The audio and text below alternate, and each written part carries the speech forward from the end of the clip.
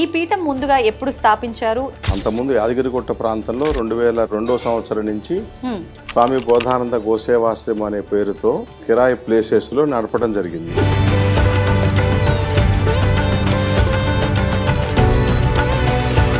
రెండు 2013 సంవత్సరంలో ఇప్పుడుండే ఈ ఎకరంపావు స్థలాన్ని తీసుకుని ఇక్కడ మేముండే దానికి ఒక షెడ్స్ వేసి స్వామి బోధానంద గోసేవాశ్రమం అనేటువంటి పేరుతో ఫస్ట్ గోసేవాశ్రమాన్ని స్థాపించడం జరిగింది.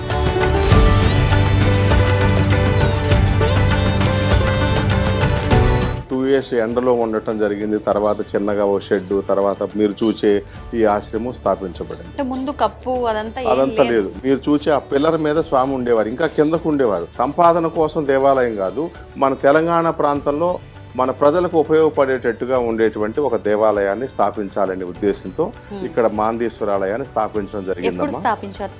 2025 జూన్ ప్రాంతంలో కొత్త దేవుణ్ణి తెలంగాణకి పరిచయం చేసినటువంటి మహద్భాగ్యం నా జన్మలో నాకు దొరకటం నేను చాలా సంతోషిస్తున్నానమ్మా.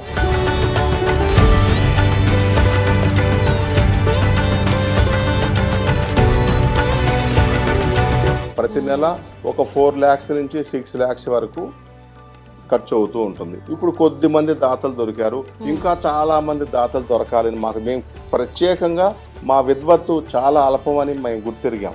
గోవును రక్షించే దానికి సహాయపడమని, మాతో కలిసి నడవమని మేము పదే పదే ప్రార్థిస్తున్నాం.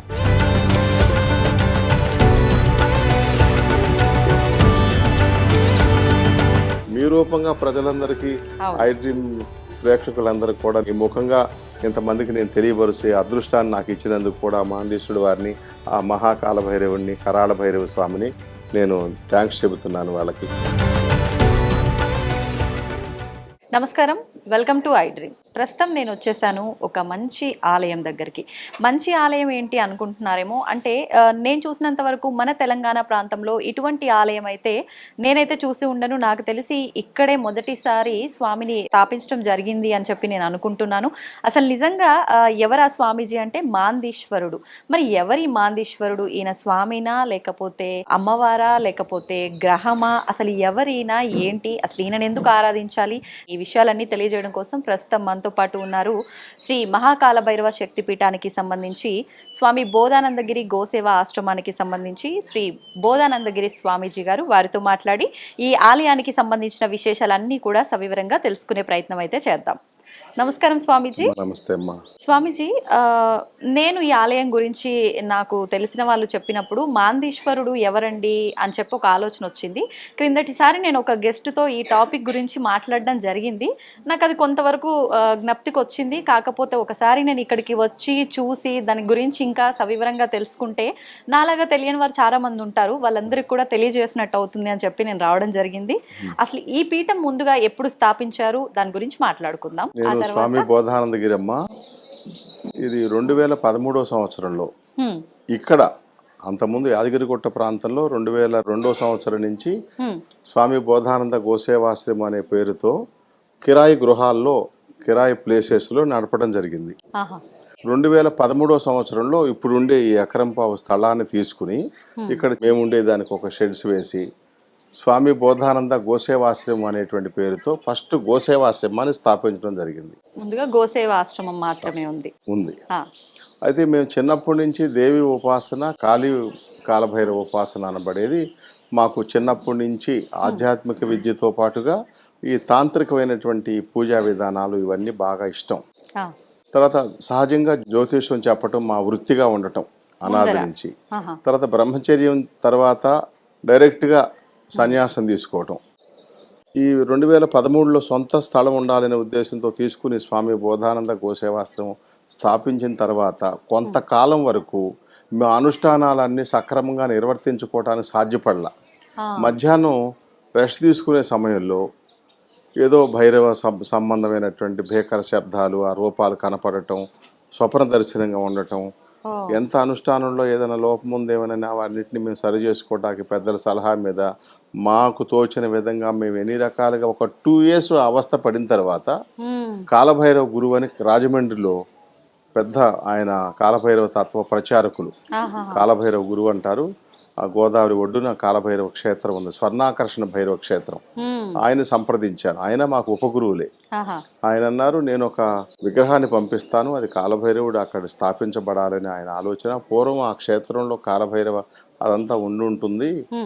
పూర్వకాలంలో ఇది ఒక గ్రామంగా ఉండి తర్వాత పక్కకు వెళ్ళిపోయింది, చెరువు అది నిండటం వల్ల ఇబ్బందులు పాలవటం వల్ల. అప్పుడు కొన్ని పక్కన గుహలో ఏదో దేవాలయాలు ఉన్నాయి.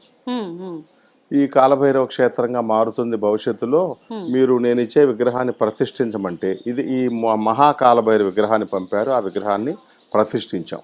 ఇప్పుడు మొన్న మధ్యన ఆయనకు కూడా సపోర్ట్గా ఇంకా వేరే పోర్ట్ఫోలియోస్తో కూడినటువంటి ఏది సంతానం లేని వారికి, వివాహం కాని వారికి, ఈ భూత ప్రయోగ బాధలు ఉన్నాయనుకునేటువంటి వారి కోసం కరాళ భైరవుని కూడా స్థాపించాం వెనక.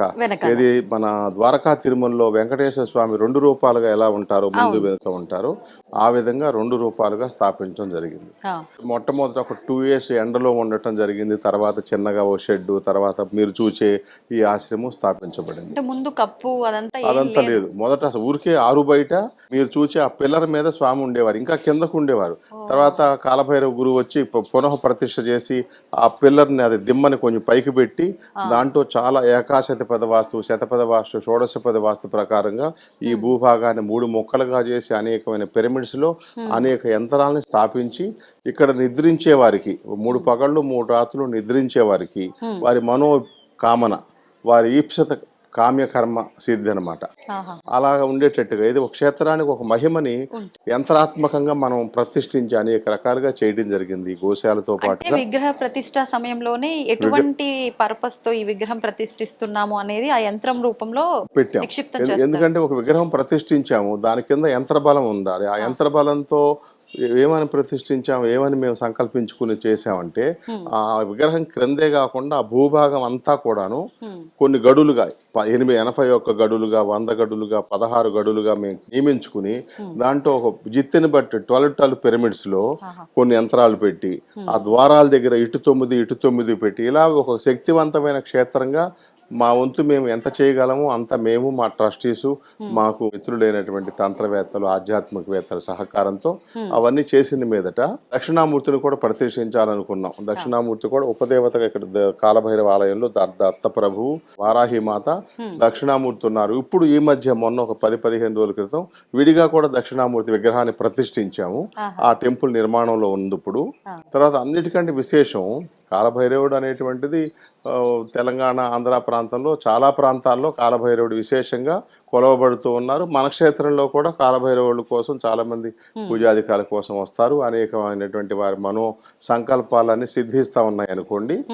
ఆ క్షేత్రం యొక్క ప్రత్యేకత ఏంటంటే, మీరు అడిగినప్పుడు మాంది అంటే గ్రహమా దేవత అని అడిగారు కదా, అది ఛాయాగ్రహం అమ్మ. ఉపగ్రహాల్లో అంటే మతాంతరాలు రకరకాలు ఉన్న 11 రకాల ఉపగ్రహాలు అనబడే దాంట్లో శనీశ్వరుడికి, మందాదేవికి, శనీశ్వరుడికి 2 భార్యలు, మందాదేవి, జ్యేష్ఠాదేవి.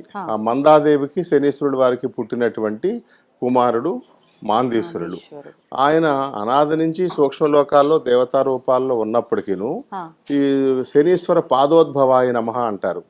ఆ ఇంద్రజిత్తు పుట్టుకప్పుడు రావణాసురుని యొక్క మరణించేటప్పుడు ఆయన గురించి రామాయణంలో, సరే దాంట్లోనూ చాలా రకాల మతాంతరాలు అవునని కాదనేది, అది కాంట్రవర్సీ అన్ని విషయాల్లోనూ, అన్ని మతాల్లోనూ, అన్ని ధర్మాల్లోనూ, అన్ని కాలాల్లోనూ ఉంటుందనుకోండి. మేము మా గురు పరంపర విశ్వసించేది ఏమంటే, ఇంద్రజిత్తు పుట్టుక సమయాల్లో రావణాసురుడు తన యొక్క విశేషమైనటువంటి శక్తుల్ని బ్రహ్మ మహేశ్వరాది వరాల ద్వారా పొందాను, నా తర్వాత వారసులైన వారు అంత శక్తిమంతులు కాకపోయినప్పుడు జన్మతోనే వచ్చేటట్టుగా అంత శక్తిని ఆపాదించాలని ఆయన నవగ్రహాలన్నింటినీ బంధించి ఎప్పుడు ఆయన చేతిలో ఉంచుకున్నారు. ఆ నవగ్రహాలన్నింటినీ కూడా ఏకాదశ స్థానంలో, ఉదాహరణకు మీన లగ్నంలో ఉద్భవం అయ్యేదానికి ప్లాన్ చేసుకున్నారు అనుకుందాం. మీన లగ్నం అంటే మకర లగ్నంలో 11వ ఇంట్లో ఏకాదశ స్థానంలో నవగ్రహాలన్నింటినీ పెట్టి తన వంశం యొక్క యశస్సే తప్పితే లోకక్షేమం, అన్ని గ్రహాలని ఒక రాశిలో తీసుకొస్తే ఏదైనా ప్రకృతి విపత్తులు ఇవన్నీ ఆయన ఆలోచించాల. ఆయనకి ఏం కావాలి, ఆయన కులక్షయం కాకూడదు, దైత్య కులాన్ని సర్వే సర్వత్రా అత్యున్నత స్థానంలో ఉంచాలి. ఆ 11వ ఇంట ఉంచినప్పుడు మిగతా గ్రహాలని పడి ఉన్నారు, కానీ శనీశ్వరుడు కోపం కదా, ఆయన ఎలా అయినా సరే ఈ పుట్టే జాతకుడిని అల్పాయుష్మంతుడిని చేయాలనుకున్నారు. అని ఆయన కుడికాలుని కుంభంలో పెట్టారు. ఉదాహరణ అనమాట, మీనలగ్నం అని కాదు, ఇంద్రజిత్తు పుట్టింది ఆ కుంభంలో, అంటే 12వ ఇంట్లో పెట్టారు. శని 12వ ఇంట్లో ఉంటే అల్పాయుష్మంతులు అవుతారని చెప్తారు. ఆయన ఏం చేశాడు, రావణాసురుడు ఆయన పులస్య బ్రహ్మ కుమారుడు రావణ బ్రహ్మ, ఆయన సకల అసలు దైత్య కులంతో పుట్టడంతోనే పుట్టుకతోనే దేవతల్లో మాదిరిగా కొన్ని శక్తులు ఉంటాయి. తపోధనుడు మహా తపస్వి. ఆయన గ్రహించి వెంటనే ఆ కాలుని ఖండించారు. ఆ కాలును ఖండించేసరికల్లా ఆ తెగి 12వ ఇంట్లో నుంచి వెళ్ళి లగ్నంలో పడింది. అంతలోకి ఇంద్రజిత్తు పుట్టేశాడు. అదే మాందీశ్వరుడు వారు గనక లగ్నంలో ఉంటే వారికి యశస్సు రాదు, ఏ పనిలో ముందుకు వెళ్ళలేరు. అంతేకాకుండా అపమృత్యువే కాదు, దుర్గతితో మనం చాలా భయంకరమైన యాక్సిడెంట్స్, నీటిలో కొట్టుకుపోయారు, సముద్రంలో కొట్టుకుపోయారు, మునిగిపోయారు, శవం గల్లంతయింది, కాల్చుకుని చనిపోయారు, యాక్సిడెంట్లో ఛిద్రమైపోయారు, లేదా రైలు కింద పడి చనిపోయారు, ఉరివేసి చనిపోయారు, కాల్చుకుని చనిపోయారు, లేదా ఎవరో మర్డర్ చేశారు, శిరస్సు ఒక చోట బాడీ ఒక చోట, అసలు బాడీనే దొరకనివ్వకుండా మర్డర్ చేసేశారు. ఇలాంటి ఘోర కృత్యాలు వింటూ ఉంటాం మనం. అదంతా మాంది యొక్క గ్రహ ప్రభావం. ఆయన ఛాయాగ్రహం అయినప్పుడు కూడాను అంత శక్తివంతమైన, ముఖ్యంగా తమిళనాడు ప్రాంతంలో మాందిగా, కేరళ ప్రాంతంలో గుళికిగా, కర్ణాటక సగభాగం వరకు కూడాను ఈ మాంది గ్రహాన్ని పూజించేవారు ఎక్కువ ఉన్నారు. తిరునల్వేలిలో, తమిళనాడులో, కన్యాకుమారి పక్కన తిరునల్వేలిలో అనాదిగా పూజింపబడుతూ ఉన్నారు. కుంభకోణంలో ప్రక్కన ఉన్నారు. తర్వాత తిరువాలుంగాడని అరక్కోణం దగ్గర, మద్రాసు నుంచి దగ్గర ప్రాంతంలో ఉన్నారు.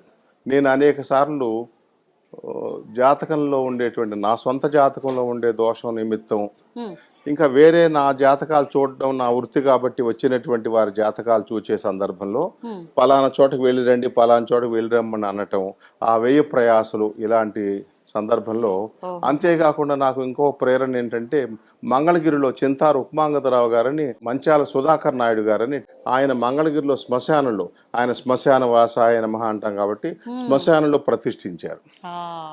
అది చూసినప్పుడు నేను అనుకున్నాను, ఎన్ని ఈతి బాధలు పడి నా ప్రజలను పంపించేది, నా పృచ్ఛకుల్ని, నా శిష్యుల్ని పంపించి వారి అవస్థ పడటం, వ్యయ ప్రయాసాలు, దూరాభారం, నేను వెళ్ళే అవసరం కూడా ఉంటుంది అప్పుడప్పుడు. కాబట్టి ఒక్కొక్కళ్ళు మీరు వెళ్ళి పూజ చేసి రండి అని మాకు ధనం ఇస్తారు. దీనికంటే మన దగ్గర ప్లేస్ ఉంది కాబట్టి, ముఖ్యంగా తెలంగాణలో లేదు కనుక, మన దగ్గర మొట్టమొదటి తెలంగాణలో మాందేశ్వర దేవాలయంగా మనం ఎందుకు స్థాపించకూడదని శాస్త్రంగా, ఆగమ శాస్త్ర నియమాల ప్రకారంగా తెలుగు మాట్లాడే తమిళ బ్రాహ్మణులు ఉన్నారు కుంభకోణంలో. విగ్రహ రూపంగా మాందేశ్వరాదులను పూజించేటువంటి దేవాలయ బ్రాహ్మణ్యాన్ని, ఈ తిరువాలుంగాడు వారిని, ముఖ్యంగా చింతారు ఉప్మాంగతరావు గారి సలహా మీదట నేను ఇక్కడ ఏ విధంగా అయితే అక్కడికి సూక్ష్మలోకం నుంచి ఆయన్ని ఆవాహన చేసి అక్కడ స్థాపించి ఏ విధంగా ఆయన అడిగారు, మీ తర్వాత ఎవరు చేయగలరు, మీరు అంత ఉగ్రగ్రహం, ప్రేతగ్రహం కదా, చాలా నివేదనలే చేయాలి, పూజలు చేయాలి, అలా చేయకపోతే ఇబ్బంది అన్నారు. మాకు ఎలాగో మహాకాలభైరవుడు ఉన్నారండి, మాది కాలభైరవ శక్తిపీఠం, మేము చేయగలం, వామాచారంగా చేసే విధానంగా తెలుసును, దక్షిణాచారంగా చేసే విధానం తెలుసును, మీరు ఏ విధి విధానాన్ని అనుసరించమంటే ఆ విధంగా నేను చేయగలను. సంపాదన కోసం దేవాలయం కాదు, మన తెలంగాణ ప్రాంతంలో మన ప్రజలకు ఉపయోగపడేటట్టుగా ఉండేటువంటి ఒక దేవాలయాన్ని స్థాపించాలనే ఉద్దేశంతో ఇక్కడ మాందేశ్వరాలయాన్ని స్థాపించడం జరిగిందమ్మా. 2025 జూన్ ప్రాంతంలో. ఈ కొద్ది కాలంలోనే చాలా మంది పాపం దూరాభారం వెళ్ళలేము, ఈ యూట్యూబ్లో చూచి, రుక్మాంగదరావు గారు యూట్యూబ్ చూచి, నా యూట్యూబ్ చూచి, నా దగ్గరికి వచ్చిన ప్రజలకి నా జాతకంలో నేను చూసిన పరిశీలనలో మాంది గ్రహం దోషంగా ఉన్నప్పుడు 3 సార్లు, 2 సార్లు, 5 సార్లు, 8 సార్లు పితృదోషాలు పోయేదానికి కూడా మాందీశ్వరుడు మోక్షనారాయణ బళ్ళు, నారాయణ నాగబళ్ళు ఎన్ని చేసినా, ఇది గోకర్ణాదుల్లో, త్రయంబకులు ఎన్ని చేసినా పోకపోవచ్చేమో, కానీ మాందీశ్వరుని మటుకు ఉపాసించినట్టయితే ఆయన ప్రేతగ్రహం కాబట్టి ఆయన వెంటనే పితృదోషాలన్నింటినీ కూడా తీసివేసే శక్తి కలిగిన వాడు అనమాట ఆయన. అలా ఎంతోమంది సుఖపడటం, వారి అనుభవాలు మాకు చెప్పడం, మీకు కూడా ఇప్పుడు అడిగితే ఎవరైనా చెప్పవచ్చును. ఆ విధంగా ఈ కొత్త దేవుణ్ణి తెలంగాణకి పరిచయం చేసినటువంటి మహద్భాగ్యం నా జన్మలో నాకు దొరకటం నేను చాలా సంతోషిస్తున్నానమ్మా. మీ రూపంగా ప్రజలందరికీ, ఐడ్రీమ్ ప్రేక్షకులందరికీ కూడా నేను మీ ముఖంగా ఇంతమందికి నేను తెలియపరిచే అదృష్టాన్ని నాకు ఇచ్చినందుకు కూడా మాందేశ్వరుడు వారిని, ఆ మహాకాల భైరవుడిని, కరాళ భైరవ స్వామిని నేను థ్యాంక్స్ చెబుతున్నాను వాళ్ళకి. స్వామీజీ, నాకైతే కొన్ని సందేహాలు ఉన్నాయి. ప్రేతగ్రహము అని అన్నారు. అంటే కొంతమంది ఉగ్ర రూపము అని అన్నారు. నిజంగా ఉగ్ర రూపంలో ఉన్న దేవతామూర్తులని ఆరాధించాలి అన్నా, వెళ్ళి దర్శనం చేసుకోవాలన్నా చాలా మందిలో ఒక భయం ఉంటుంది. అవును. అలాంటి భయం ఉండాల్సిన అవసరం ఉందంటారా? వాళ్ళ యొక్క ఆగమ శాస్త్ర నియమాల ప్రకారం హ్మ్. అది ప్రతిష్ఠించేటప్పుడు ఉండేటువంటి యంత్రాలను స్థాపించే దాన్ని బట్టి ఉంటుందమ్మా. అంటే ప్రేతగ్రహం అని ఎందుకన్నామంటే మనం ఆయన దెయ్యము భూతము ఏదో ప్రేతగ్రహం కాదు, ఆ. ఆయనకు ఒక రూపం లేదు గనక. శనీశ్వరుడు వారి యొక్క కాలులో నుంచి శనీశ్వర పాదోద్భవాయ నమః అన్నారు కాబట్టి ఆ ఒక కాలు కట్ చేసి అవతల పడింది అనుకుందాం. అది కొద్దిసేపు గిలగిల కొట్టుకుని దాని నిర్జీవం అయిపోతుంది కదా. ఆ నిర్జీవమైన దాంట్లో తన ఆత్మశక్తితో వచ్చి ప్రవేశించారు గనక ఆయన ప్రేతగ్రహం అన్నాను తప్పితే ఆయన భూత ప్రేత పిశాచాదులు అని చెప్పి మనం లోకంలో ఊహించేటువంటి విధానంగా ఉండే ప్రేతం కాదు ఆయన. ఆహాహా. ప్రేతం అంటే అర్థం ఏంటి? శవాన్ని ప్రేతం అంటాం. ఆ. ఆ శవం శనీశ్వరుడు యొక్క కాలులో ఆ శవం లాంటి ఆ కాలు భాగంలో మృత శరీరంలో ప్రవేశించి మళ్ళీ అది కదిలేలాగా జీవం వచ్చేలాగా చేశాడు గనుక ఆయన ప్రేతగ్రహం అన్నాం తప్పితే మనం మానవులు భయపడేటువంటి భూత ప్రేత పిశాచాదులు జిన్లు అలాంటి భూతం కాదు. ఆయన శనీశ్వరుడు వారంటే మహాశక్తిమంతుడు కదా. నవగ్రహాల్లో సూర్యపుత్రుడైన శనీశ్వరుడు వారి కుమారుడు. ఆయన ప్రేతగ్రహం ఎలా అవుతారు? ఆయన దేవతే. దేవతే.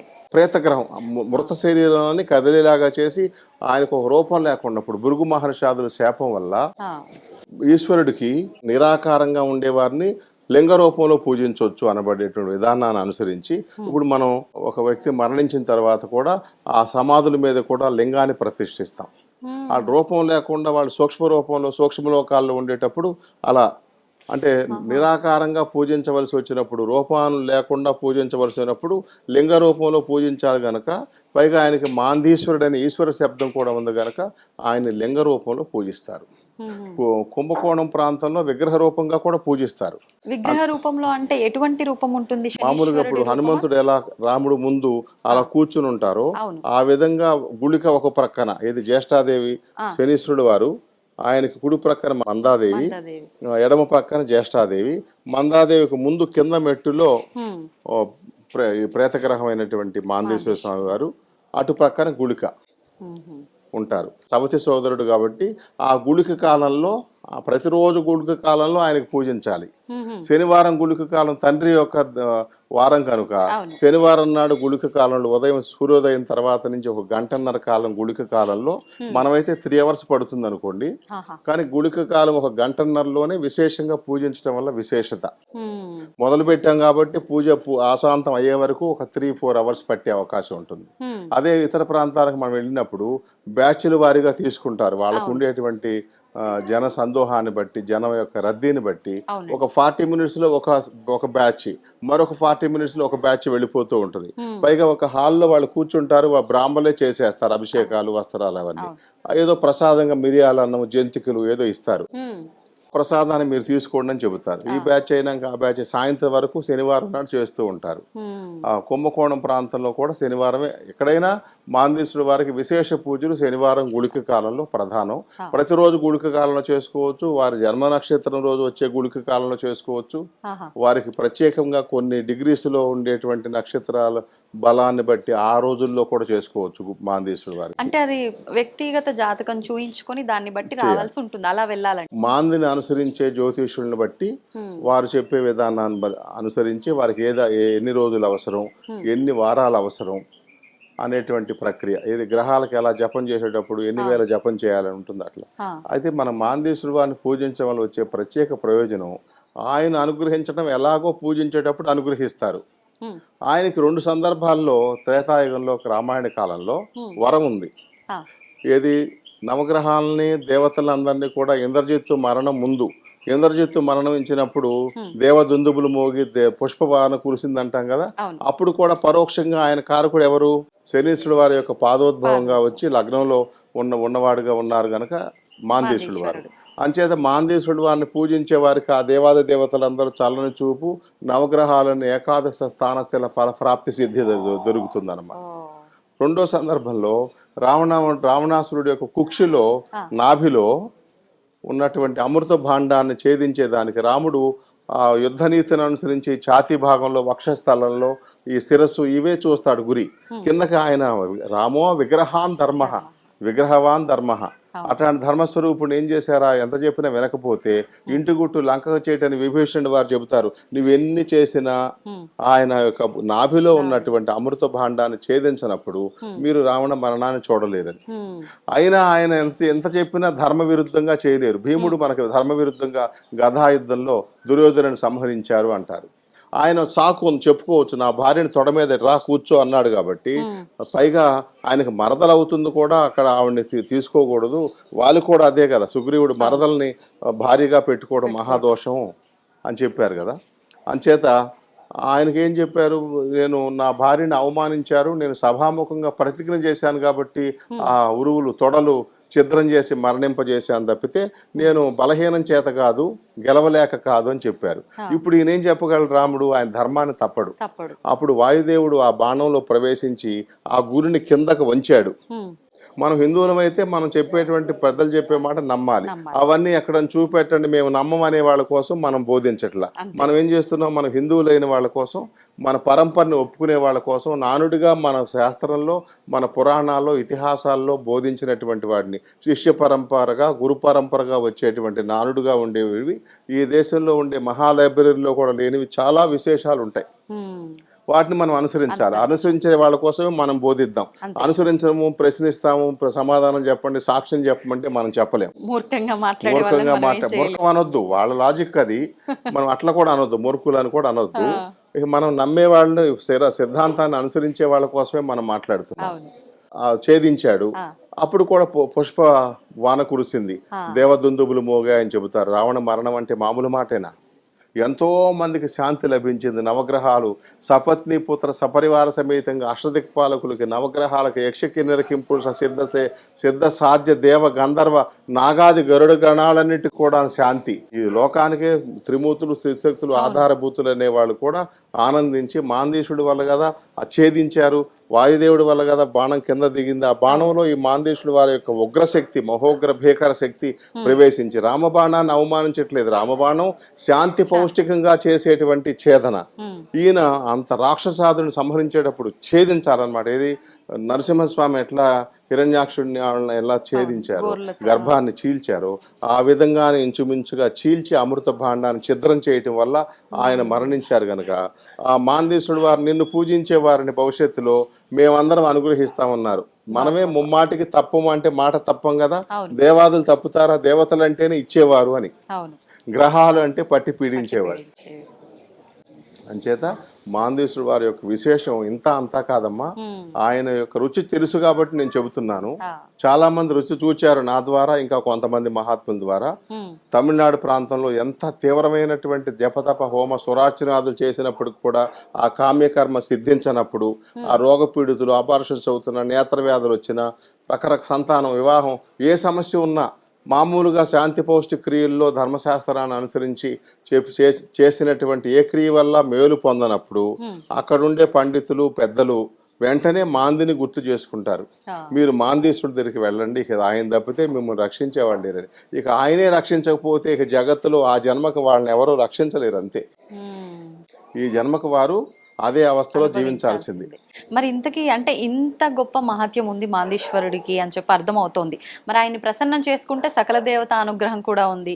ఆయన ఎలా ప్రసన్నం చేసుకోవాలి? ఆరాధన, హోమమా? లింగ రూపంలో ఉంటారు కాబట్టి సాధారణంగా లింగ రూపంలో ఉండే వారికి ఏం, మనం శివుడు లింగ రూపంలో ఉంటారు. శివయ్యని మనం ఏం చేస్తాం? అభిషేకం చేస్తాం. అలానే లింగ రూపంలో ఈయన కూడా ప్రతిష్ఠిస్తాం కనుక, రూపం లేదు కాబట్టి లింగ రూపంలో ప్రతిష్ఠిస్తాం కాబట్టి ఆ శాస్త్ర విహితం ఆగమ శాస్త్రం, మాంది ఆగంని ఎలా అయితే తమిళనాడు ప్రాంతంలో పూజిస్తూ ఉన్నారో అదే విధంగా మనం కూడా ఇక్కడ పూజిస్తున్నాం. పంచామృతాలు, పళ్ళ రసాలు, చెరుకు రసం, కొబ్బరి బొండాలు, నారికేళోదకం, సువర్ణ జలం, రుద్రాక్ష జలం, భస్మాభిషేకం, గంధంతో, శ్వేతగంధం, ఎర్రచందనం, ఏదైనా సరే ఇలా అభిషేకం చేయటం. అభిషేకం అనంతరం అలంకారంతో అర్చన చేయటం. అలంకారం తర్వాత ఆ మంత్రాన్ని, మూల మంత్రాన్ని, ఓం నమో మాందేశ్వరాయ నమః స్వాహ అనే మంత్రాన్ని, లేదా ఆయన గాయత్రి ఉంది, ఓం ప్రేతగ్రహాయ విద్మహే శ్మశాన వాసాయ ధీమహి తన్నో మాంది ప్రచోదయాత్ అనే మంత్రం స్వాహాకారం చేర్చి కానీ, ఆయనకు కూడా గాయత్రి ఉంది, మాంది గాయత్రితో కానీ ఆ. ఆయన్ని హవనం చేసి ఈ విధంగా ఆయన్ని ప్రసన్నం చేసుకోవచ్చు. ఇప్పుడు కామ్యాన్ని బట్టి ఇబ్బందిని బట్టి అభిషేక ద్రవ్యం ఉంటుందా స్వామీజీ, లేదంటే అలా కూడా ఉంటుందమ్మా. ఆ, ఇప్పుడు ఒక్కొక్కళ్ళకి ఉగ్ర ప్రేత గ్రహాలు పీడించబడతా ఉన్నారనుకోండి, అప్పుడు ఒక బూడిద గుమ్మడికాయలో నువ్వుల నూనె వేసి, ఆవాల నూనె వేసి, ఆవు నెయ్యి వేసి, రకరకాలు ఉన్నాయి, వేప నూనె వేసి, శత్రు బాధలు ఉన్నప్పుడు ఎర్రవత్తులు వేసి, నల్లవత్తులు వేసి, ఉప్పు మీద వేసి, ఉమ్, ఇలా ఎన్నో బూడిద గుమ్మడికాయ బలిగా ఇచ్చి, ఆహాహా. ఇంకా కేరళ ప్రాంతంలో అయితే గుళికగా పూజించి, ఇంకా మధుమాంస మత్స్యాదుల ద్వారా కూడా వామాచారంగా కూడా పూజించే విధానంగా కూడా చేస్తారు అక్కడ ఆచారం. అక్కడ ఆచారాన్ని. అట్లా మనమైతే శాంతి పౌష్టికంగా అభిషేక అర్చన హవనాదుల ద్వారా ఆయన సంతోషపెట్టి, ఆయనకి ఇష్టమైనటువంటి గేదెలు దున్నపోతులు వాటికి ఏదైనా సహకారం చేయండి, డైరీ ఫార్మ్స్కి వెళ్ళి బెల్లం అది అంతా ఏదైనా పెట్టండి, ఏనుగులకు చెరుకు గడలు పెట్టండి, ఆయనకి ఇష్టం అని చెప్పి శాస్త్రంలో పెద్దలు చెప్పినటువంటి బల్దియా కార్మికులకి, ఈ రజకులు నాయి బ్రాహ్మణ్స్కి, వాళ్ళకి ప్రేతకర్మంలో ఉపయోగపడే వారందరికీ సహకరించమని, ఇలా కొన్ని ధర్మాలు, ముఖ్యంగా శ్మశానానికి సంబంధించినటువంటి గ్రహం ప్రేతగ్రహం అంటాను కనుక ఆయన శ్మశాన వాసాయ నమః అని కూడా ఉంటుంది కాబట్టి శ్మశానాన్ని చక్కగా శుద్ధిగా ఉండే దాని నిమిత్తం అనేక రకాల సౌకర్యాలు కలిగించమని, నీటి ఇలా శవాన్ని గౌరవించమని, శవాన్ని దర్శించి నమస్కరించమని, ఇలా కొన్ని విధానాల ద్వారా ఆయన సంతోషం పడేటట్టుగా చేసేటువంటిది. ఆటోమేటిక్గా జాతకంలో అక్కడ ఎక్కడ ఉన్నారు అనే దాన్ని బట్టి, సప్తమ స్థానంలో ఉన్నారు, వివాహ దోషం ఉంది, అది ఎక్కువగా పుష్పాలతో బాగా అర్చన చేయాలి. ఇలా ఆయన ఆకుపచ్చ వస్త్రాలను ధరిస్తాడు, ఆకుపచ్చ వస్త్రం అంటే ఇష్టం, ఆ వస్త్రాలంకారం చేయమని చెబుతాం, పుష్పాలంకారం చేయం, చాలా రకరకాల పుష్పాలతో 108 1000 ఎన్ని దొరికితే అన్ని రకాల ముఖ్యంగా 108 పుష్పాలతో అర్చిస్తే వెంటనే వివాహం అయిపోతుంది.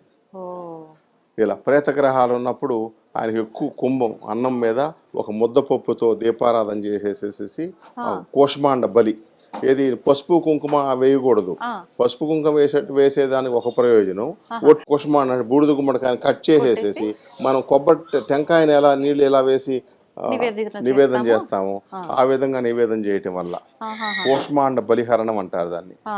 అలా ఇంకా ఉగ్రంగా కూడా చేసేవాళ్ళు ఉన్నారు అనుకున్నాం కదా, అది మన దగ్గర జరగదు కాబట్టి మనకు అది ప్రస్తుతం అవసరం, సాత్వికంగానే మనం చేస్తాం అన్నమాట. నేత్ర వ్యాధులు ఉంటాయి, 2వ ఇంట్లో ఉన్నప్పుడు నేత్ర వ్యాధులు ఉంటాయి, కుటుంబంలో ఇబ్బందులు ఉంటాయి, 9వ ఇంట్లో ఉంటే తండ్రితో విభేదాలు, తండ్రి ఆస్తి రాదు, ఇలాంటివి ఉన్నప్పుడు ఒక్కోదానికి ఒక్కొక్క ఆటోమేటిక్గా మనకు ఒక పరిహారం గుర్తు వస్తుంది, ఆ పరిహారం చేయిస్తాము, సరిపోతుంది. మండల పరిహారం అన్నిటికీ 12 స్థానాల్లో ఎక్కడ ఉన్నా ఆయన దోషమే.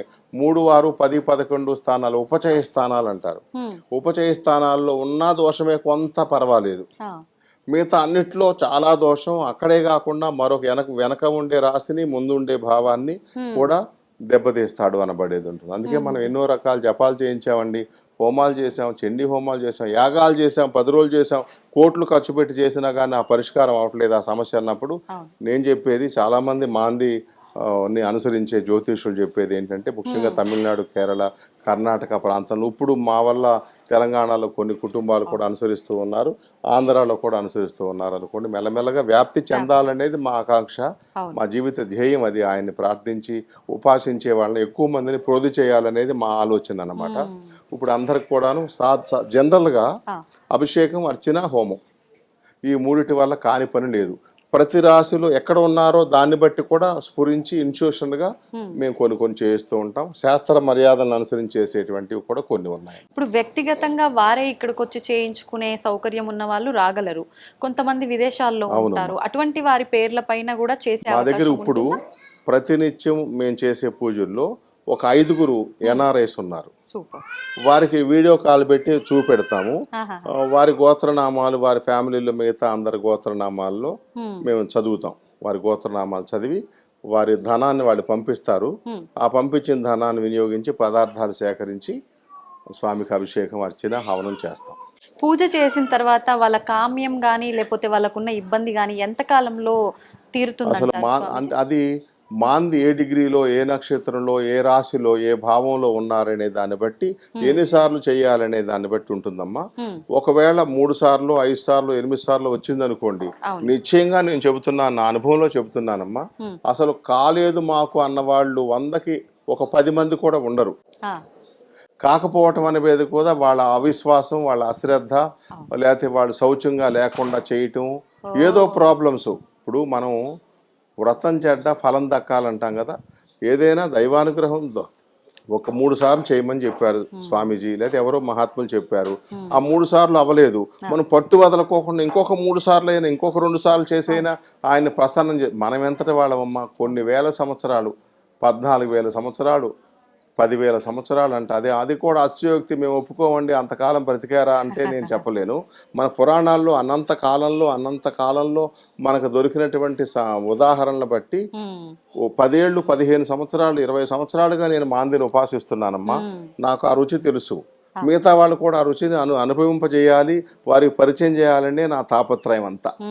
ఎవరికి వారికి వాళ్ళ అనుభవంలోకి వస్తేనే తెలుస్తుంది. కానీ అసలు ఇంకా వేరే నేను చేసే ప్రక్రియల్లోనన్నా అవలేదనే మాట విన్నాను. కానీ మాందీ పూజలో మట్టుకు మేము సూచించినటువంటి విధంగా వారు ప్రవర్తించినట్లయితే నాన్ స్టాప్గా కొన్నిసార్లు సంవత్సరానికి ఒకసారి వస్తూ ఉండమని, వాళ్ళ జన్మ నక్షత్రం రోజున ఏ రోజు వచ్చిందో ఆ రోజున ఉండేటువంటి గుళిక కాలంలో కూడా చేసే ప్రాసెస్ చేస్తాం. స్వామీజీ మీరు 5 సార్లు చేయమన్నారు, చేసుకోండి, ఎలా అయిందండి, కొంచెం ఇంకా మాకు ఆ పని అవ్వలేదు అన్నారనుకోండి, అప్పుడు వారు జన్మ నక్షత్రం రోజున సోమవారం వచ్చిందనుకోండి, మఖా నక్షత్రం, శనివారమే వస్తే ఇంకా బెస్ట్, లేదు త్వరలో అది రాలేదు, మఖా నక్షత్రం రోజున కూడా ఆ రోజు ఉండే గుళిక కాలంలో వారితో ఉపసింపజేసి ఆ టైం సాయంత్రం పూట వచ్చింది అనుకోండి, ఒక్కో రోజులో ఒక్కో టైం వస్తుంది అనుకో, ఆ సందర్భంలో రాహుకాలం ఎలాగో గుళిక కాలం అలా ఉంటుంది కదా, ఆ కాలంలో వారు చేయించి అనేక సందర్భాల్లో వెంటనే ఫలితం వచ్చింది స్వామీజీ అనిపించాం. అసలు ఎప్పటికీ మాకు మాందిని ఇన్నిసార్లు చేయించారండి, ఎక్కడికో తిప్పారు, మేము ఇప్పుడు మన దగ్గరికి వచ్చింది అనుకోండి, పూర్వకాలంలో ఎక్కడికో తిరువాలంగాడో, నేను ఎక్కువ కుంభకోణం పంపుతూ ఉంటాను. అలాంటి సందర్భాల్లో కూడా మాకు చక్కగా చాలా దేవాలయాలు చూచాము, మాకు ఆ స్వామి దర్శనం అయింది, చక్కగా పూజ చేసుకోగానే మాకు ఆ పని అయిపోయిందండి అని చెప్పారు. నెగిటివ్గా వచ్చింది అనేటువంటిది చాలా తక్కువ, మాకు అవకాశం లేదు. వాళ్ళు మేము చెప్పింది చేసాం, మాకు అవ్వలేదు కాబట్టి గుడ్ బై చెప్పేశారు. అలా కాకుండా మాకు ఇంకొంచెం అవకాశం ఇచ్చుంటే ఇందాక మనం అనుకున్నట్టుగా వారి జన్మ నక్షత్రం రోజునో ఇంకేదన్నా ఆలోచించి చేసేవారు.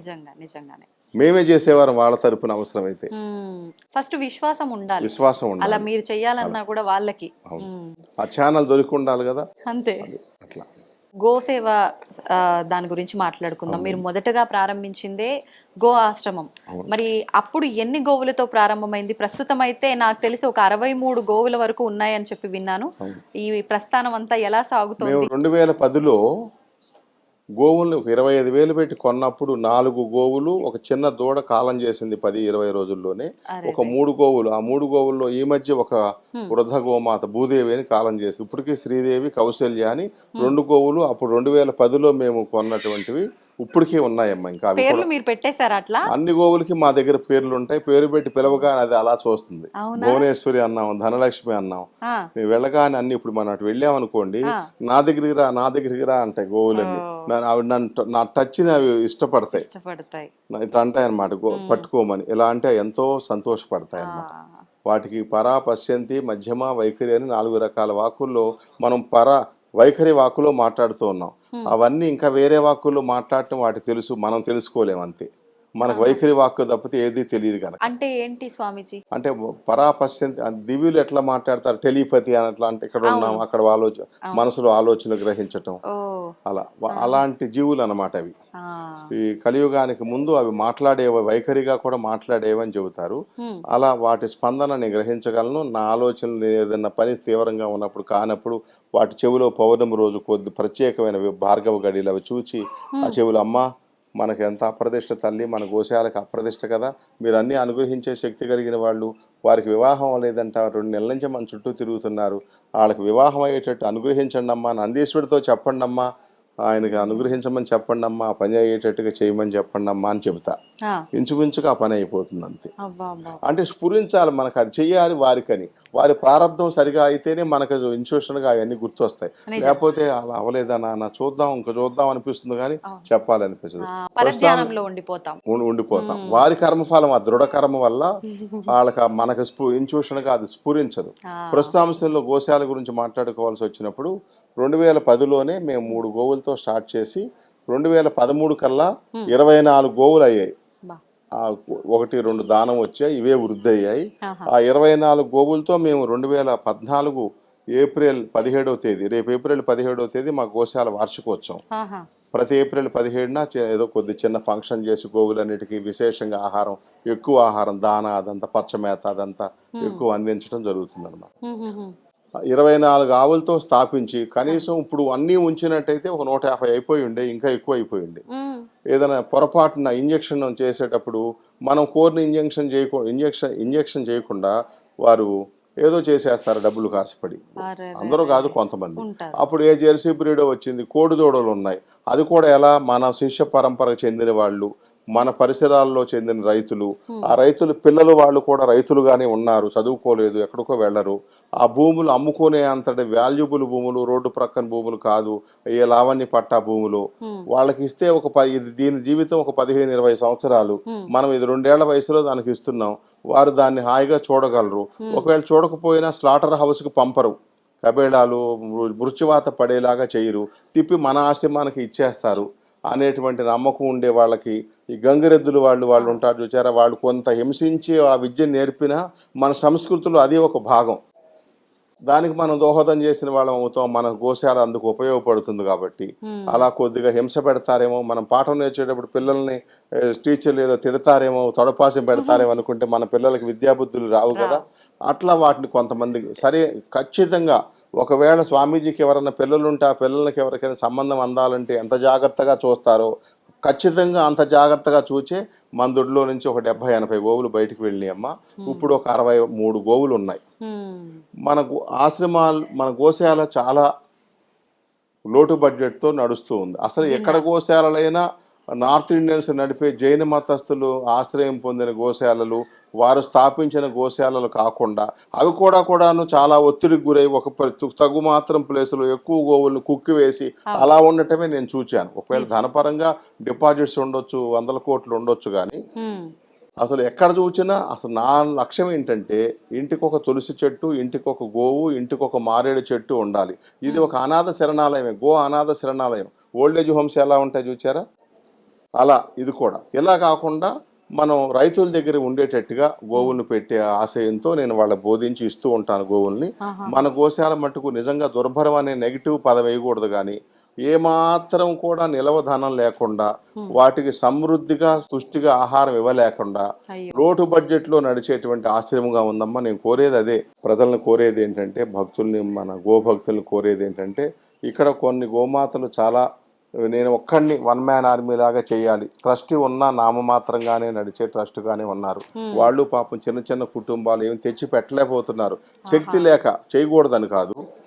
మనం వచ్చే భక్తులు కూడా మనం ఎంతసేపు డబ్బు ఆ పూజలకే వాళ్ళు కట్టలేక అవస్థ పడతా ఉండే దశలో మరికొంత భారం వేయటం ఇష్టం లేక ఒకటే పీడించలేకపోతూ ఉంటాము. మీ ముఖతః మేము కోరేది ఏంటంటే, మా గోమాతలకు ఎప్పుడో ఒకనాడు దానం ఇచ్చి వెళ్ళిపోవటం కాకుండా, మేము ఒక 10-15 మంది, మహీనాథ్ అని ఒక ఆయన, కోమలి అని, ఇలా శ్రీనివాస్ అని, ఇలా కొంతమంది ఒక 10 గోవుల్ని దత్తత తీసుకున్నారు. ఆ మిగిలినటువంటి గోవుల్ని, ఇంకా వృద్ధి కాబడే గోవులను కూడా ఎవరైనా చిన్న జాతి గోవులు మా దగ్గర ఉన్నాయి, మన్ననూరు జాతివి, పొంగునూరు జాతి గోవులు ఒక 5,000 అయితే నెలకు నడుస్తుంది.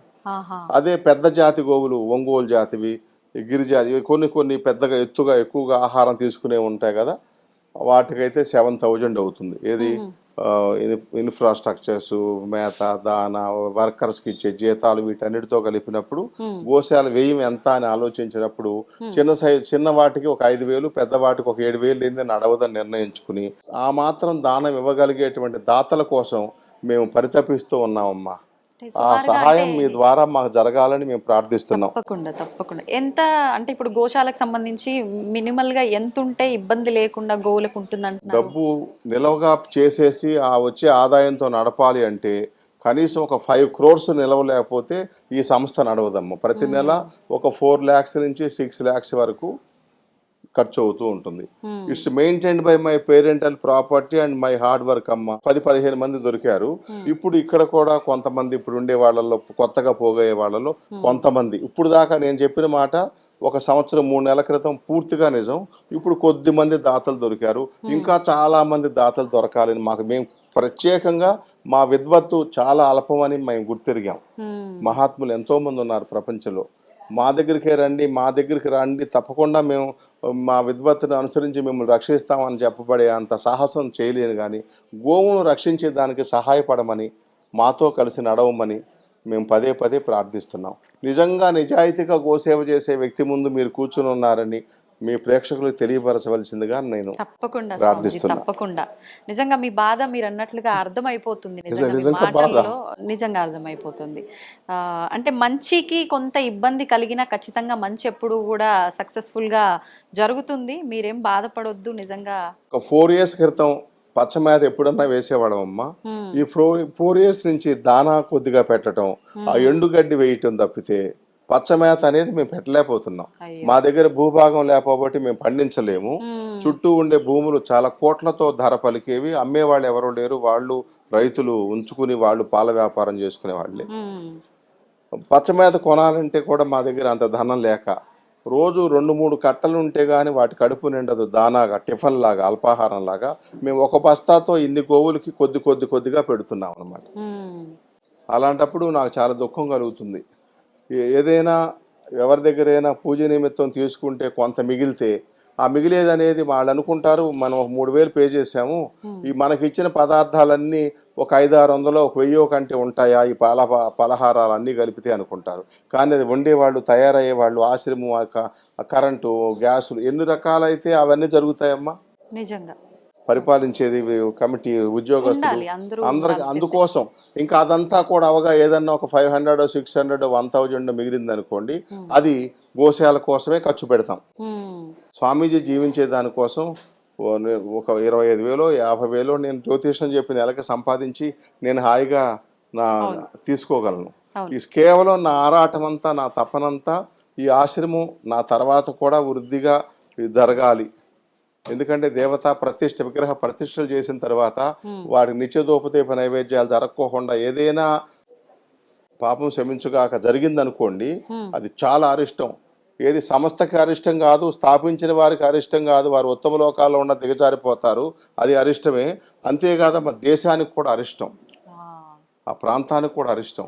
అంచేత గోవులు కూడా, గోవులు ఆక్రందన, గోవులు ఆకలి బాధ, గోవుల యొక్క అసహనం, గోవుల యొక్క అశాంతి, ఆ పరిసరాలకి అశాంతి, గోవుల యొక్క సుఖ సంతోషాలు ఆ పరిసరాలకే. చిన్న ఉదాహరణ, మా గోశాలలో నీళ్లు పడలేదమ్మా. నేను కాశీ వెళ్ళి దండం పెట్టుకొచ్చా గంగమ్మ తల్లికి. ఇంటికి వచ్చిన తర్వాత ఇట్లా వేశాను, నీళ్లు ఉన్నాయి దాంట్లో, కేసింగ్ ఉపదీయలేదు, మోటార్ వేసేసాం, ఫుల్గా నీళ్లు, ఇప్పుడు మాకు సరిపోయినన్ని నీళ్లు.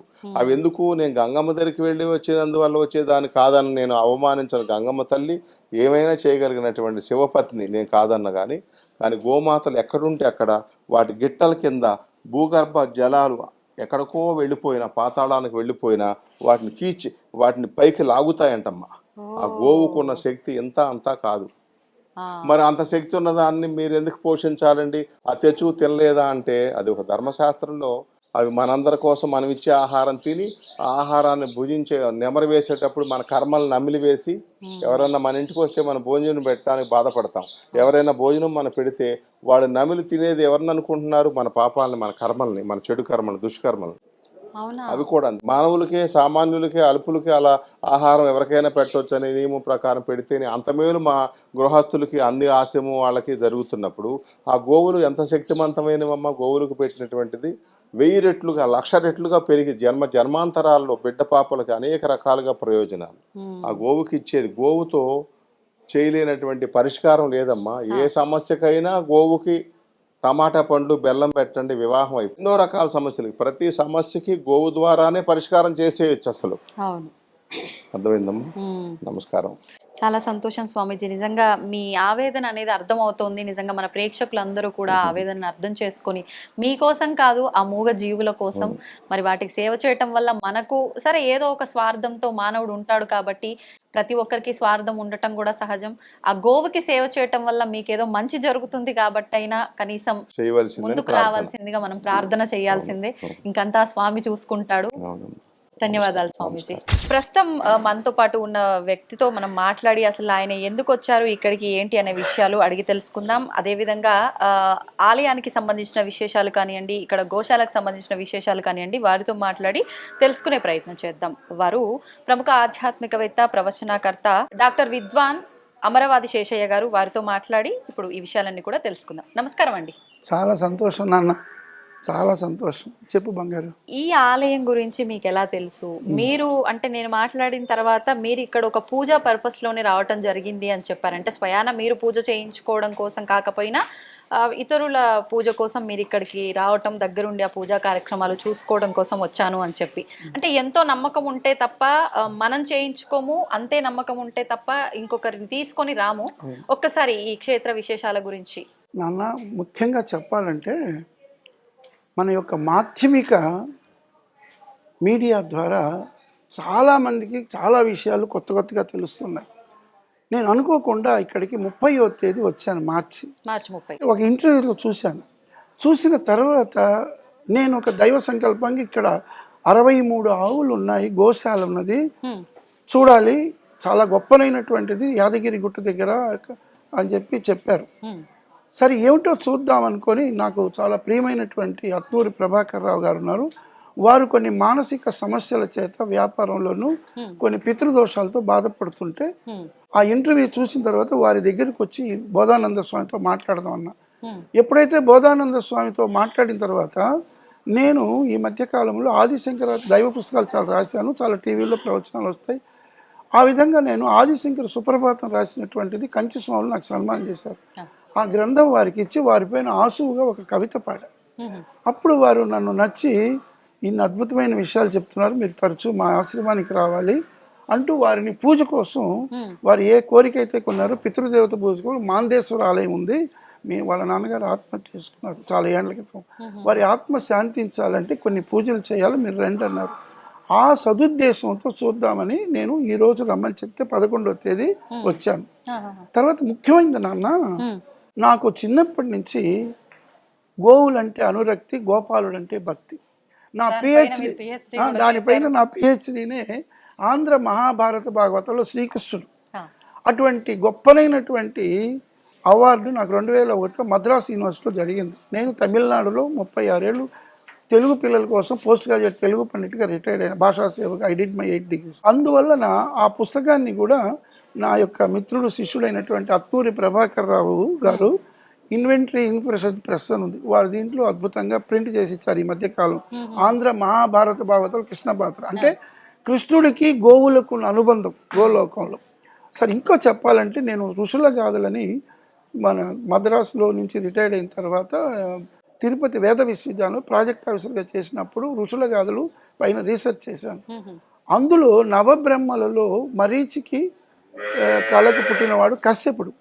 అటువంటి కశ్యపుడే గోగణాన్ని సృష్టిస్తాడు బ్రహ్మకు సహాయంగా. సో ఈ గోవుల యొక్క సృష్టి అంతా కూడా స్వస్తి ప్రజాభ్యాం పరిపాలయంతాం న్యాయేన మార్గేణ మహిన్మహీన గోబ్రాహ్మణేభ్యో శుభమస్తు నిత్యం లోకా సమస్త సుఖినోభవంతు. అంటే ఎక్కడైతే గోవులు రక్షింపబడతాయో, ఎక్కడైతే బ్రాహ్మణులు రక్షింపబడతాయో ఆ దేశం సుభిక్షంగా ఉంటుంది. అంటే గోవులలో 33 కోట్ల దేవతలు ఉంటారు. ఎందుకంటే మనకు షోడశ దానాలు ఉన్నాయి. ఈ షోడశ దానాల్లో కూడా ఎవరైనా చనిపోయిన తర్వాత ఈ షోడశ దానాల్లో గోదానం చాలా విశేషం. ఈ గోదానం అనేటువంటిది పితృదేవతలకి చనిపోయిన తర్వాత 12వ రోజు గోదానం చేస్తారు. చనిపోయిన వ్యక్తికి వైతరణి నది దాటడానికి గోవు యొక్క తోక ఉపయోగపడుతుంది. అలాగే మన హైందవ మాత గోమాత. మన ఇంట్లో ఏ పూజ చేయాలన్నా 5 ఉంటాయి. గోమయం, ఆ గోవు పంచతం, గోవు పేడ, గోవు పాలు, గోవు నెయ్యి. ఈ విధంగా ఈ యొక్క మామూలుగా ఎవరైనా చనిపోతే కూడా 5వ రోజు ఆ అస్థికులు కనపాలంటే ఒక నదిలో, ప్రవహించే నదిలో పంచగవ్యాలతోనే వాటికి అభిషేకం చేసి నీళ్ళు కలిపి. అంటే ఇంకొకటి, మనకు ఎటువంటి వ్యాధులు వచ్చినా సరే గోవు యొక్క పంచితం తాగితేనే పరమ పుణ్యంగా. చిన్నప్పుడు నాకు జబ్బు వస్తే మా కంట్లో కలికి మంది వేసి గోవు యొక్క పంచితంలో రోజు మందు తీసుకున్నాను, నేను తగ్గిపోయింది. అది కాకుండా ఇంకొక ముఖ్య విషయం, మనం ఏదైనా ఇల్లు గృహప్రవేశం చేసేటప్పుడు గోవును మొదట ఇంట్లోకి తీసుకెళ్తాం. గోవు గాన వచ్చి ఆవు పేడ కానీ ఆవు పంచితం పోస్తాయి. ఇన్ని గోవుల యొక్క విశేషాలు ఉండబట్టి ఈ గోశాల ఒక్కసారి చూస్తాము అనే భావన చేత ఇక్కడ వచ్చింది. మన ఐ డ్రీమ్ ఛానల్ అంటేనే, ఐ అంటేనే ఆత్మ, ఆత్మలో ఉన్నటువంటి డ్రీమ్ ఉన్నటువంటి మానసికమైనటువంటి ఆత్మ వైపు పోయి ఆత్మలోనే పరమాత్మను దర్శించడానికి ఒక గోసేవ ఒకటి చాలు. అందువలన గోసేవ చేస్తే, అందుకే ప్రతి అమావాస్యకి కూడా గోశాల ఇప్పటికీ కూడా లవై ట్యాంక్ బండ్లో నేను వెళ్తుంటాను, మా మిత్రులు కూడా వస్తారు ప్రభాకర్, అక్కడ గోవుకి పితృదేవతలకు ఆశీర్వచనంగా బెల్లము నువ్వులు బియ్యం పెడితే మంచిది. ఇన్ని విధాలుగా గోవు పరిశుద్ధమైంది కాబట్టి ఇటువంటి గోశాలను కూడా 10 మంది అభివృద్ధి చేస్తే మంచిది. అందులో గోశాలలో మనం నిలబడితేనే దేవతా సమూహంలో నిలబడ్డట్టు. సో అందువల్ల మీరు ఈ విధంగా ఇంటర్వ్యూ ఇక్కడ చేస్తున్నారంటేనే దీనికి మాందాతేశ్వర ఆశ్రయం ఎలా నిర్మించారో ఈ బోధానంద స్వామి తాను తన మానసికమైనటువంటి బాధలన్నీ కూడా గోవులను పెంచుకోవాలి. మన హైందవ మాత మనకు తల్లి ఎంత ముఖ్యమో హైందవ మాత గోమాత అంత ముఖ్యం. అందువల్ల కృష్ణ భగవానుడు కూడా గోలోకములో గో బృందావన రూపుడు అన్నారు. అందుకని ఆ కృష్ణుడు గురించి మనం ఎన్నో విధాలు నేను పాటలు కూడా రాశాను. అటువంటి పాటల్లో గోవుని గురించి చెప్పిన వాటిలో ఎన్నో ఉన్నాయన్నమాట. అందువల్ల అటువంటి నందకిషోరుడి గురించి, అటువంటి నందకిషోరుడు మనకు చెప్పిన దాంట్లో గోవును ఎవరైతే సంరక్షిస్తారో, గోవు యొక్క తోకలో లక్ష్మిని ఉంటుంది కాబట్టి ఎవరైతే గోవును పొద్దున లేవంగానే గోవు పృష్ఠాన్ని చూసి నమస్కరిస్తారో సాక్షాత్తు లక్ష్మీదేవి ఉంటుంది. అందువల్ల ఇన్ని ప్రయోజనాలు గోవుకు ఉండడం బట్టి ఇటువంటి గోశాలను నా మనసులో పడ్డట్టుగా 10 మంది భక్తులు వచ్చి సేవ చేస్తే, ముఖ్యంగా వాళ్ళ పితృదేవతల ఆశీస్సులు ఉంటాయి కాబట్టి, ఒక ప్రముఖ ఆధ్యాత్మికవేత్త ఎన్నో టీవీ ఛానల్స్లో ప్రవచనాలు ఇచ్చాను కాబట్టి ఈ గోవులలోనే ఒక మూగ భాషలోనే అటువంటివి ఎన్నో ప్రేమ కలిగినటువంటిది ప్రేమ. అందుకే ప్రేమ కృష్ణుడు, ప్రేమ పెన్నిది, ఆయన సాక్షాత్తు ప్రేమకు నివాసం కాబట్టి గోవుల ప్రేమ చాలా ముఖ్యం. గోవు వల్ల చాలా ఉపయోగాలు ఉన్నాయి కాబట్టి ముఖ్యంగా గోవు యొక్క పేడ వ్యవసాయానికి ఉపయోగపడుతుంది. ఇంకోటి గోవు యొక్క దూడ నంది వాహనం, నందీశ్వరుడు శివుడికి వాహనం. ఇన్ని విధాల ఏదైనా మన బాధలు పోవాలంటే గోవు యొక్క బిడ్డ అయినటువంటి వత్స అంటారు. అదే రోజు చనిపోయిన రోజు కూడా 10వ రోజుకి దానాలు చేసేటప్పుడు గోవు యొక్క దూడను దానం చేయమంటారు, గోవత్సాన్ని దానం చేయమంటారు. అంటే మామూలుగా గోవు కాకుండా ఆవు యొక్క ఎద్దును, అది పితృదేవతలకు మంచిది. అలా ఊరి పొరిమేల వరకు ఇన్ని విధాల గోవుకు ఉపయోగం ఉంది కాబట్టి మన హైందవులకు మూల ధనమే గోమాత. అటువంటి గోమాతను మనం ఈ విధంగా ఇటువంటి గొప్పదైనటువంటి బోధానంద స్వామి, బోధ అంటేనే జ్ఞానం. ఏ విధంగా మన గౌతమ బుద్ధుడు గయలో, మన గయా వృక్షంలో అశోక చెట్టు, మన రాగి చెట్టు జ్ఞానామృతానికి బోధి వృక్షం అంటారు. అటువంటి బోధి వృక్షంలో బోధన పొందినట్టుగా జ్ఞానం గౌతమ బుద్ధుడు, అలా విధంగా ఈ బోధానంద స్వామి ఈ తెలంగాణ ప్రాంతంలో తాడేపల్లిగూడెం నుంచి వచ్చి 2003లో తను ఇక్కడ మొదలుపెట్టి 2013లో ఈ గోశాలను ప్రారంభం చేసి ఇన్ని విధాలుగా ప్రారంభిస్తున్నంటే మన మాధ్యమిక ద్వారా ప్రజలకు చేరవేయడానికి ఇది ఒక అద్భుతమైనటువంటి అవకాశమని, ఎంతోమంది పితృదేవతలు తల్లిదండ్రుల ఆశీస్సుల కోసం ఒక్క గోసేవ చేస్తేనే మనకు మంచిది. ప్రస్తుతం మన యొక్క ప్రధానమంత్రి గారు కూడా గోసేవ చేయడానికి మంచిది. అలాగే భగవద్గీతలో కృష్ణుడు బోధించినటువంటి విషయాలు కూడా అర్జునుడికి ఇటువంటి గొప్పనైనటువంటి సేవ చేయడంలో కూడా గోసేవ చాలా గొప్పది కాబట్టి ఇటువంటి గోసేవను చేస్తాం. గో అమృతమైనటువంటి పంచతాన్ని తాగితే సకల వ్యాధులు పోతాయి కాబట్టి మీరు ఈ ఐ డ్రీమ్ ద్వారా ఎంతోమందికి ఆత్మ అనేటువంటి ఐకి జ్ఞానబోధ కలిగించే విధంగా చిరంజీవిని మీరు చేయడం అనేది నాకు చాలా సంతోషం అమ్మ, ధన్యోస్మి. ఈరోజు అదేవిధంగా ఇటువంటి గోశాలను చూసిన తర్వాత నా శిష్యుడు అత్నూరి ప్రభాకర్ రావు గారిని, గొప్ప ఇన్వెంటరీ ప్రెస్ ఖైరతాబాద్లో, వారు ఆర్యవైశ్య ప్రెసిడెంట్గా ఎక్స్ ప్రెసిడెంట్గా ఉన్నారు. వారు చాలా ధార్మికులు, సనాతన ధర్మ సంప్రదాయస్తులు. వారు ఈ ప్రాంతం అంతా చూసిన తర్వాత ఇక్కడ భక్తులందరూ కూడా రాత్రిపూట సేవ చేస్తారని ఈ ప్రాంతానికి యొక్క మంచి పలకలు పరిపిస్తానని 1,85,000 రూపాయలకి తను చేస్తానని ముందుకు వచ్చారు. అటువంటి మహనీయులు భక్తులు ఎంతోమంది ముందుకు వచ్చి ఈ ఆశ్రమాన్ని ఎంతో అభివృద్ధి చెందాలని ఒక గురువుగా నేను ఆశిస్తున్నా. కాబట్టి ప్రస్తుతం వారి నోటి గుండానే వారి అభిప్రాయం చెప్తారు అత్నూరి ప్రభాకర్ రావు గారు. తప్పకుండా. ఇందాక గురువు గారు చెప్పినట్లు విన్నాను, మీలాగే ఎంతో మంది గొప్ప మనసుతో ముందుకు వచ్చి నిజంగా గోవులకి సేవ చేసుకుంటే చాలా సంతోషం. ఇందాక గురుగారు మాటల్లో విన్నాము, ఆయన ఎంతో బాధపడుతున్నారు నిజంగా. అంటే గోవులను అయితే నేను నేను ఒక దగ్గర ఏర్పాటు చేయగలిగాను, కానీ వాటికి సంబంధించిన వసతులు అవన్నీ కూడా చూసుకోవడానికి ఇబ్బంది పడాల్సి వస్తుంది అని చెప్పి ఆయన ఆవేదన అంతా వెలుబుచ్చుకున్నారు. నిజంగా దానికి మీ వంతు సహాయాన్ని మీరు చేయడం జరిగింది. ఒక్కసారి మన ప్రేక్షకులకి దాని గురించి. గురు బ్రహ్మ గురు విష్ణు గురుదేవు మహేశ్వర గురు సాక్షాత్ పరబ్రహ్మ తస్మై శ్రీ గురువే నమః. ఇప్పుడు ఏదైనా గురువుల ఆజ్ఞ, గురువులు అనుమతితోనే ప్రతిదీ సాధ్యం. మనం ఏమన్నా చేయాలనుకున్నా మనకు భగవంతుడు అనుగ్రహము, గురువుల అనుగ్రహం ఉన్నప్పుడే మనం ఏదైనా చేయడానికి అన్ని విధాల సహకారము, సహాయము మనం చేయాలన్న ఆలోచన కూడా వస్తుంది. ఫస్ట్ టైం రావడం గురుగారి ద్వారా తెలుసుకొని వచ్చాము. వచ్చిన తర్వాత ఇక్కడ చూస్తుంటే పరిస్థితి ఎంతో ఆనందకరము. తర్వాత ఇక్కడ పరిస్థితులు అన్నీ చాలా అనుకూలంగా చూస్తుంటే అసలు మాకు ఎటువంటి సంతోషం అనేది మనం చెప్పలేకపోయినాం, మాటలు చెప్పకపోయినాము. ఆ పరిస్థితి ఉన్నప్పుడే మేము అనుకున్నాము నెక్స్ట్ మళ్ళీ తర్వాత నెక్స్ట్ టైం వచ్చినప్పుడు మేము చూస్తున్నాం ఇదంతా ఈ ఏరియా అంతా కొద్దిగా అంత భక్తులకు అనుకూలంగా లేదు, వచ్చి కూర్చోడానికి అనుకూలంగా లేదు. అందుకోసం మేము అప్పటికి ఒక డిసైడ్ ఏమన్నామంటే మనకు గుంటూరులో తెలిసిన వాళ్ళు ఉంటే మన ఫ్రెండ్ వాళ్ళ దగ్గర ఒక 2000-3000 SFT పాలిష్ స్టోన్ అంటే మార్బుల్ స్టోన్స్ మనం ఇక్కడ తీసుకొచ్చి పంపించేసేస్తే మనతో పాటు అందరికి సహాయంగా ఉంటుంది. వచ్చిన భక్తులు కూడా కొద్దిగా కూర్చోడానికి వాళ్ళు సౌకర్యంగా ఉంటుంది ఉద్దేశంతో మేము ఒక సంకల్పం చేశాము. చేయాలన్న ఏదైతే సంకల్పం ఉందో నెరవేరడానికి అన్ని విధాలు సహాయపడుతున్నాం. అది మా సంతోషం. ఎందుకంటే మేము సంకల్పం చేసిన ఎంబడే ప్రతిఫలం మాకు కనబడ్డది. ప్రతిఫలం మాకు కనబడ్డది.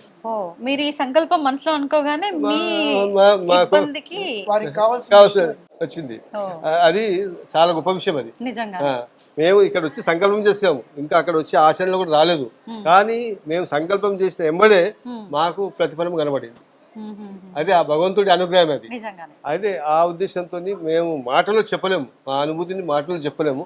ప్రతి ఒక్కరూ అనుభవించి దాన్ని వినియోగించుకొని అందరూ ముందుకు రావాలి, సంతోషపడాలి, అందరూ సంతోషంగా ఉండాలి.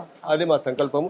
ఇంకా పోతే ఈ గోసేవ అనేది ప్రతిదీ మేము ఇప్పుడు కాదు, మేము ఆర్యవైశ్య సంఘం ఖైరతాబాద్ అని చెప్పేసి సంఘం ఒకటి వైశ్య సంఘం ఏర్పాటు చేస్తాము.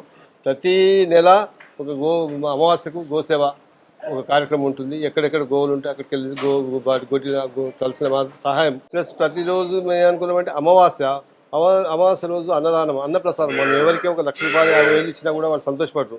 అందరికి ఒక 500 మంది భోజనం పెట్టిస్తే 500 మంది సంతోషపడతారు. ఆ ఉద్దేశంతో ఆ సంకల్పంతో మేము 5 సంవత్సరాల కింద మేము ఒక సంకల్పం చేశాము. ప్రతి నెల అమావాస్య రోజు 500 మందికి అన్నదానము ఖైరతాబాద్ వినాయకుడు సన్నిధిలో ప్రతి నెల మధ్యాహ్నం అమావాస్య రోజు అన్నప్రసాదం చేస్తాము. అదొక సంకల్పం, గోసేవ. ఇక మిగతా కార్యక్రమాలు ఉంటాయి. ఇక ఇక్కడ స్వామి సేవలు వచ్చినప్పుడు ఈ అనుభూతి మనం మాటలు చెప్పలేము. మాటలు చెప్తే అది ఎందుకంటే ఎవరికి ఎంత దోస్తే ఎంత శక్తి ఉంటే వాళ్ళకి అంత ప్రతిఫలం ఉంటుంది.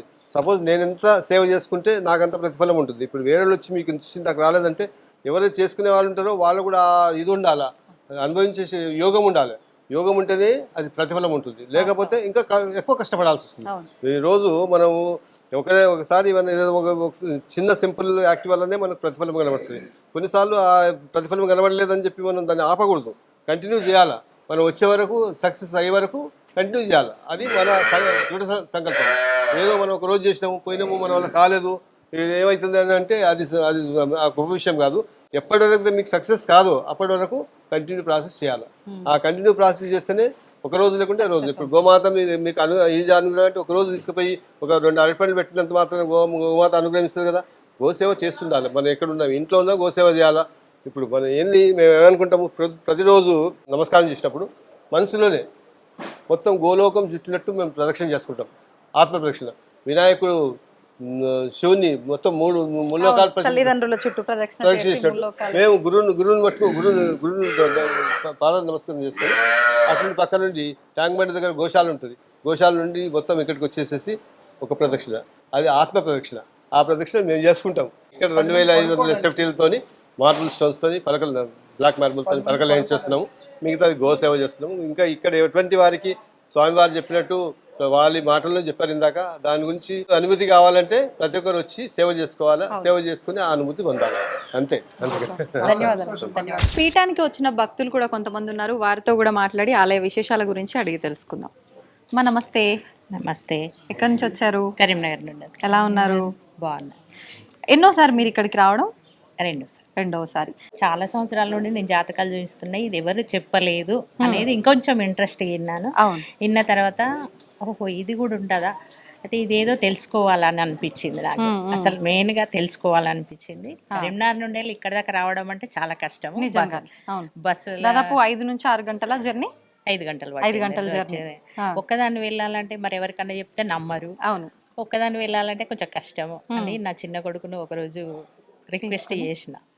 ఓకే రాత్రి నుండి అబ్బా వెళ్దాం వెళ్దాం వెళ్దాం అంటే సరేలే అని వచ్చిండు.